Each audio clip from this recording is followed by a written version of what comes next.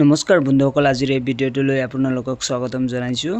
এতিয়া নতুনকৈ অৰুণোদয়ৰ ফৰ্ম ওলাইছে। এইটো ফৰ্ম সম্ভৱ আপোনালোকৰ গেছ আৰু অৰুণোদয় লিংক কৰাই দিব, কিন্তু ফৰ্মখন ফিল আপ কৰাত বহুত সাৱধানে কৰিব যাতে ভুল নহয়।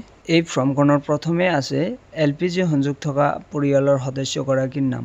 যদি আপোনাৰ নামত গেছ পায় তেনেহ'লে আপোনাৰ নামটো লিখি দিব, আৰু যদি আপোনাৰ নামত নাপায় তেনেহ'লে আপোনাৰ পৰিয়ালত যিয়ে পায় তেখেতৰ নামটো ইয়াত লিখি দিব। নেক্সট তাৰপিছত আছে ফাদাৰ্ছ। আপোনালোকে ফাদাৰ্ছৰ নামটো লিখি দিব। তাৰপিছত আছে LPG কানেকশ্যন ID।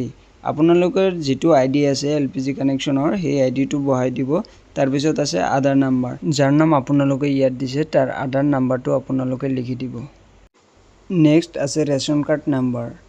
যিয়ে গেছ পায় তাৰ নামত ৰেচন কাৰ্ড লিংক থাকিবই, সেই ৰেচন কাৰ্ডৰ নাম্বাৰটো ইয়াত বহাই দিব। নেক্সট তাৰপিছত আছে মোবাইল নাম্বাৰ। মোবাইল নাম্বাৰটো LPG বহীত থকাটোহে ইয়াত লিখি দিব লাগিব, কাৰণ ইয়াত লিখা আছে registered mobile number. Next 2 number পইণ্টত আছে অৰুণোদয় পৰিয়ালৰ সবিশেষ। ফাৰ্ষ্ট পইণ্টত আছে অৰুণোদয় হিতাধিকাৰীৰ নাম, যিয়ে অৰুণোদয় পায় তেওঁৰ নাম, আৰু নেক্সট পইণ্টত আছে অৰুণোদয় ID। যিজনে অৰুণোদয় পায় তেওঁৰ IDখন ইয়াত বহুৱাই দিব লাগিব। ফৰ্মখনৰ ওপৰত যদি আপুনি বেলেগ কোনোবাৰ নাম দি থাকে তেনেহ'লে আপোনাৰ অৰুণোদয় হিতাধিকাৰীৰ নাম য'ত আছে 2 নম্বৰ পইণ্টত তাত দিব লাগিব।